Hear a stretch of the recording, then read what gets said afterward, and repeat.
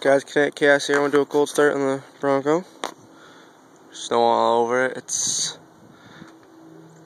I'm gonna do a cold start. It's like, hold on, let me see here. Flip my screen. Let the weather thing load up on the top here. 36 degrees.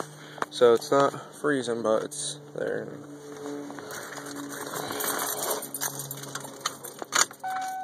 I got the exhaust on it now, except the tailpipe, but everything else is on.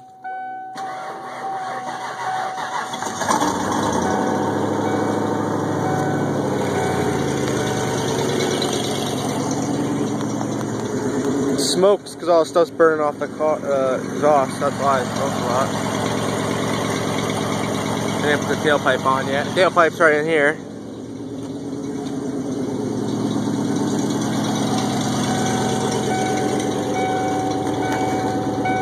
Where's the tailpipe? Dang. Oh. Over yonder. There you go.